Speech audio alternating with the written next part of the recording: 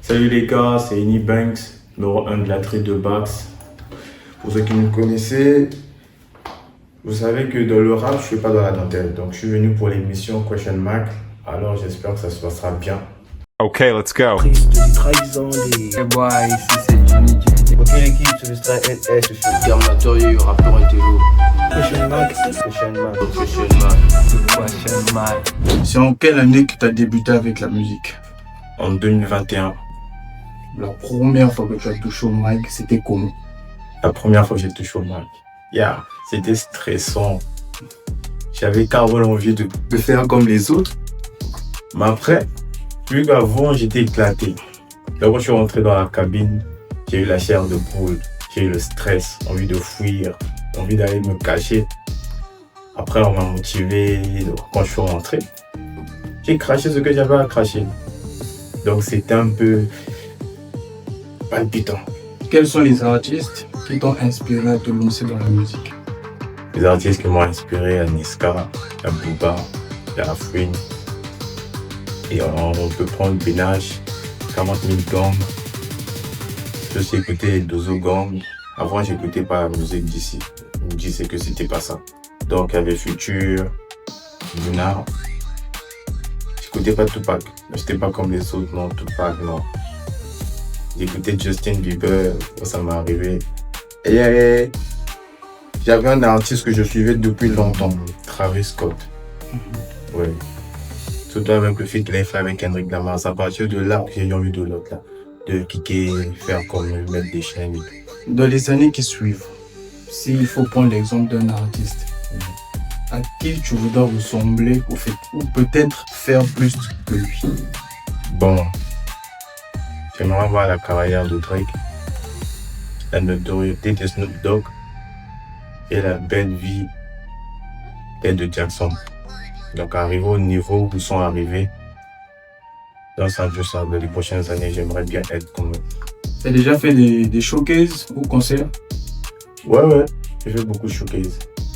J'ai participé à 2 concerts. Parlons des showcases.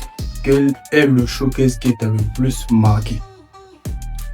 Le showcase qui m'a plus marqué, c'était le show de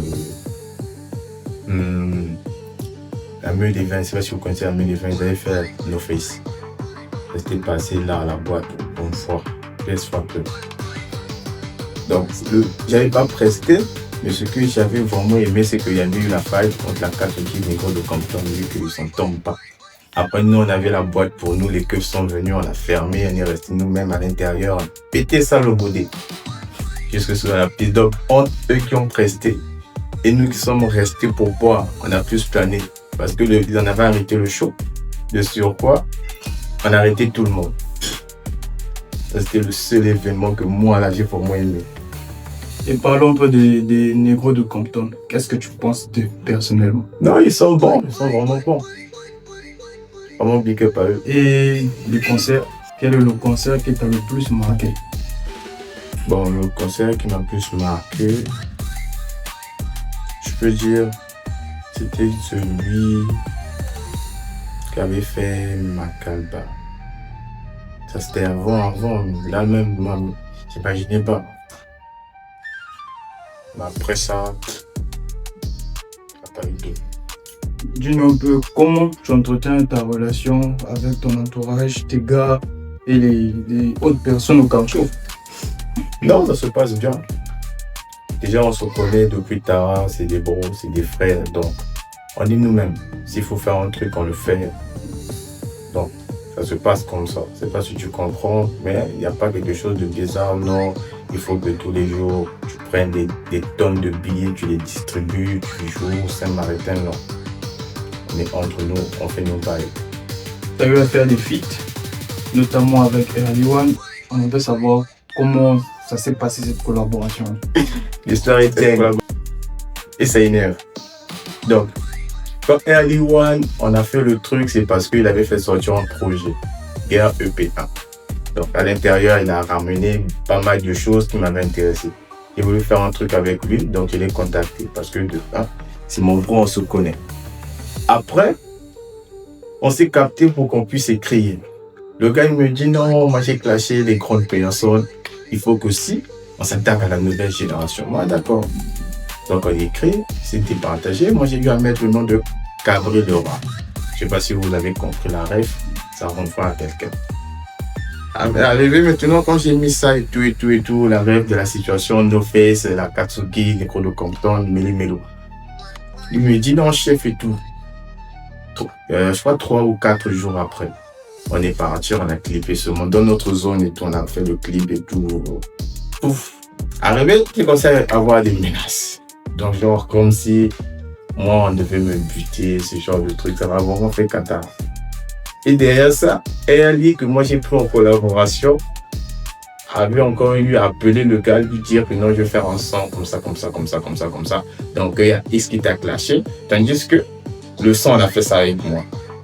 Donc, c'est un peu le truc. Donc, ce que moi, dans ça, j'avais tiré, je me suis dit que mais les gens sont des salopes.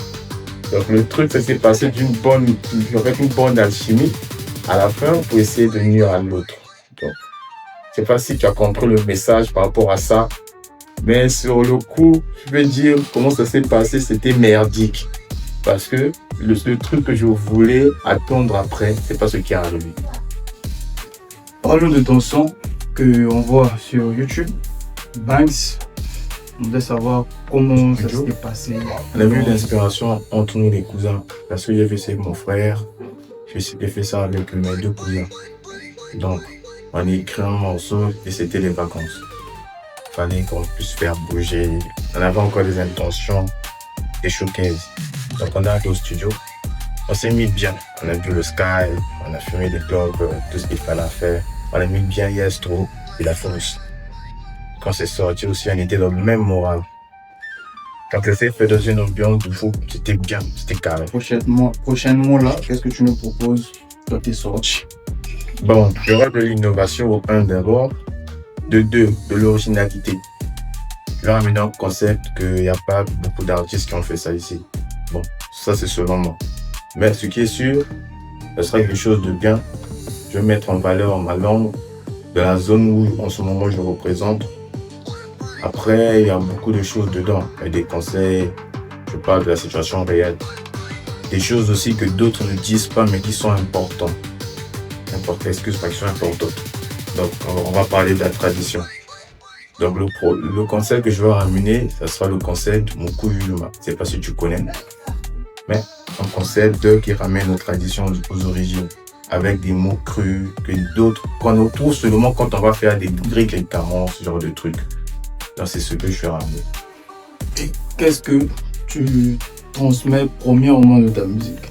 Bon, dans ma musique, je transmets d'abord mon vécu. Après, deuxièmement, je délivre des messages. On dit que c'est de notre faute. Non. Mais moi, je peux dire que c'est de la faute aussi aux grandes personnes. Quand je parle de grandes personnes, je parle aux parents, aux autorités. Donc, je dénonce ce qui se passe dans les rues.